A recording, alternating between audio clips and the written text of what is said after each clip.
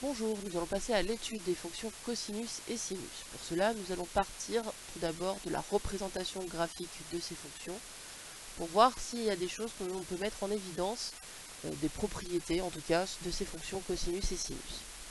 Nous avons tracé tout à l'heure une partie de la représentation graphique sur l'intervalle -π jusqu'à π et grâce au logiciel de géométrie dynamique, nous allons regarder sur un intervalle d'amplitude plus grande à quoi ressemblent ces fonctions. Et donc, pour la fonction cosinus, on retrouve donc la partie rouge ici, c'est celle que nous avons tracée tout à l'heure. Et on remarque quand même que finalement, cette partie rouge là que nous avons tracée, elle se répète. Hein, c'est comme si on prenait cette partie-là et que nous lui faisions subir une translation. Donc on voit que finalement, il y a un motif, ce motif rouge que nous avons représenté, eh bien, il va se répéter. Et l'amplitude finalement sur laquelle nous avons besoin de tracer le motif qui se répète, eh bien c'est 2π. On va de -π jusqu'à π. Donc cette amplitude là, ça sera 2π. Autre particularité que l'on peut voir, que l'on peut observer, c'est que cette partie rouge finalement, eh bien elle est symétrique par rapport à l'axe des ordonnées. Et ça on a déjà vu ce que ça signifiait. Quand la courbe représentative d'une fonction est symétrique par rapport à l'axe des ordonnées, eh bien, on peut dire que la fonction est paire. Même chose pour la fonction sinus. On voit qu'on a le motif rouge ici que nous avons représenté tout à l'heure. Eh bien, c'est un motif qui va se répéter. Et de la même manière, l'amplitude de cet intervalle est 2π. Donc si on connaît la représentation graphique sur cet intervalle, il suffit ensuite de faire agir la même translation que tout à l'heure, dans un sens ou dans l'autre, et on va représenter ainsi, compléter ainsi la représentation graphique de toute la fonction sinus. De même, il y a aussi une symétrie sur ce motif rouge. On voit que le motif rouge ici, il a un centre de symétrie, c'est l'origine du repère. Donc lorsqu'on voit que la courbe représentative est symétrique par rapport à l'origine du repère, la fonction est impaire.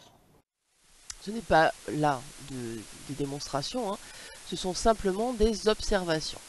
Passons maintenant justement à la démonstration.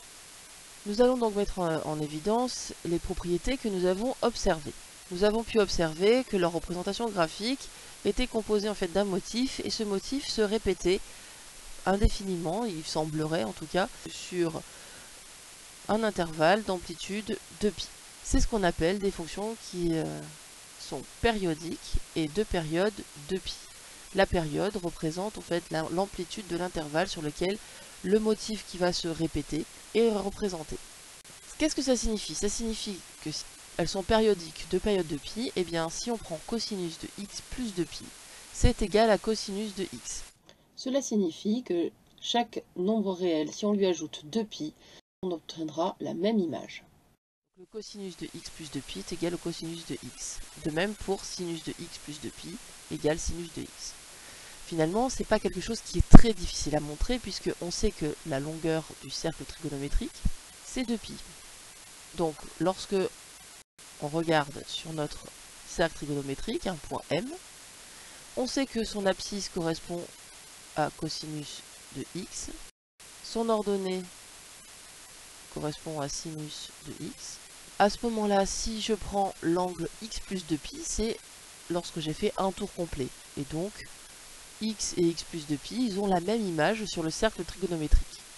Ce qui signifie que leurs coordonnées sont identiques. Les coordonnées du point image au réel x plus 2π sont cosinus x plus 2π et sinus x plus 2π. Le nombre x a pour image aussi le point M, donc ces coordonnées seront aussi cosinus x et sinus x. De plus, les deux fonctions sont définies sur R. Ces égalités nous prouvent bien la propriété que nous avons écrite ici, c'est-à-dire que les fonctions cosinus et sinus sont périodiques et de période de π. Au niveau du vocabulaire, dans ces cas-là, pour ces fonctions qui sont périodiques, quelle que soit leur période d'ailleurs, mais ici c'est période de π, on dira bien sûr qu'elles sont périodiques de période de π, ou on peut dire aussi qu'elles sont de π périodiques.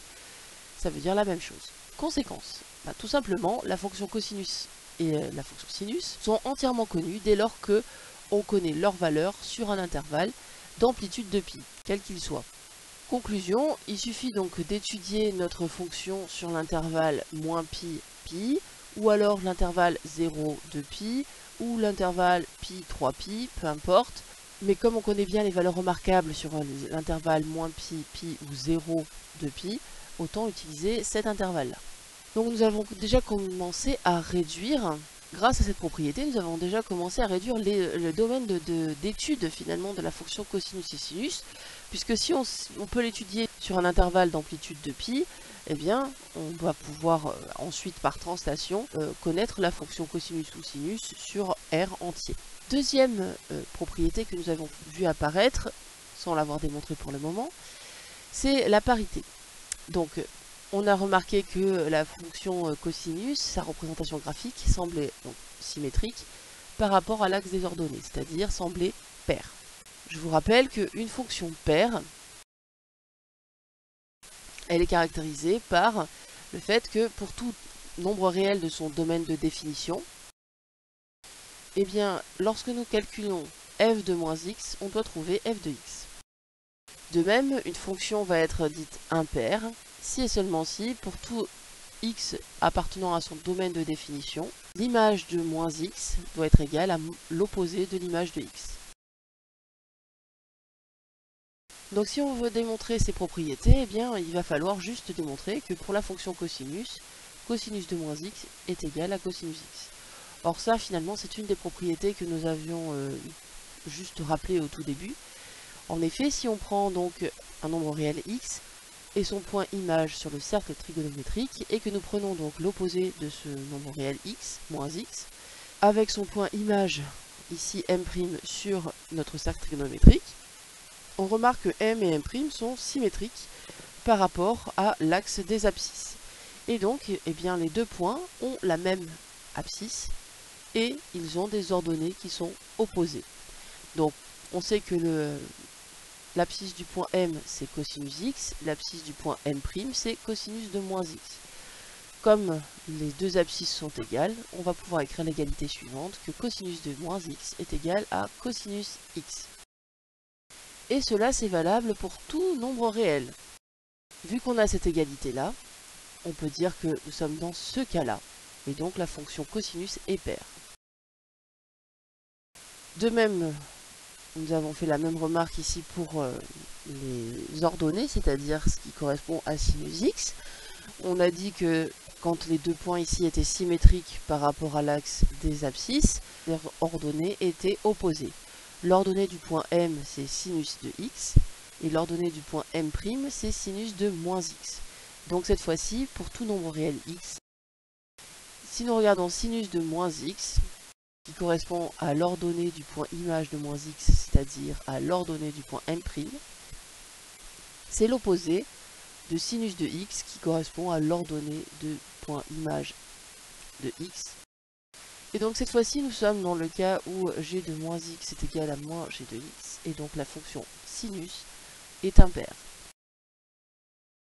Donc grâce à ces deux propriétés qu'on a mis en évidence et démontrées, eh bien, on va pouvoir encore restreindre notre intervalle d'étude, puisque nous avions besoin d'un intervalle d'amplitude de pi pour pouvoir répéter notre motif. Et il se trouve en plus que finalement, plutôt que d'étudier la fonction sur l'intervalle de moins pi jusqu'à pi, eh bien, on va pouvoir restreindre encore cet intervalle, puisque comme les fonctions sont soit paires, soit impaires, par symétrie, on va pouvoir compléter aussi ce motif. Par exemple, pour la fonction cosinus, si nous prenons donc que le motif sur l'intervalle 0, pi, par symétrie, parce que la fonction est paire, eh bien, on va pouvoir compléter par symétrie par rapport à l'axe des ordonnées le motif sur l'intervalle de moins pi jusqu'à pi. Et donc là maintenant, on a le motif sur un intervalle d'amplitude de pi. On va pouvoir compléter la courbe représentative en reproduisant ce motif par translation. Même chose pour la fonction sinus.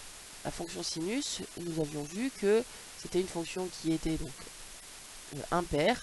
Donc finalement, nous allons pouvoir là aussi réduire notre intervalle d'étude à l'intervalle par exemple 0, pi. Comme elle est impaire, on va compléter par symétrie par rapport à l'origine du repère cette fois-ci. nous allons avoir la deuxième partie, c'est symétrique par rapport à notre partie qui est sur 0π, et nous retombons sur un intervalle d'amplitude de pi. Donc si on a la courbe sur un intervalle d'amplitude de pi, on va utiliser la périodicité de notre fonction sinus, et nous allons obtenir l'intégralité de notre courbe représentative de cette fonction. On va donc terminer cette étude de fonction en donnant les variations. Donc là, pour l'instant, nous n'avons pas d'outils pour déterminer précisément les variations. Par contre, en utilisant les représentations graphiques, nous pouvons remarquer que si nous nous positionnons donc tout d'abord sur un intervalle, puisqu'on a dit qu'on pouvait restreindre l'étude sur l'intervalle 0π, et bien pour le cosinus, si nous reprenons notre représentation graphique, on voit qu'elle est strictement décroissante et qu'elle s'annule pour la valeur π sur 2. Pour l'intervalle 0π, la fonction cosinus de x est une fonction strictement décroissante. En 0, elle vaut 1, cosinus de 0 c'est 1, cosinus de π c'est moins 1. Et on a remarqué, alors c'est pas obligatoire, mais c'est vrai que c'est quand même une valeur un petit peu remarquable, pour π sur 2, elle s'annule.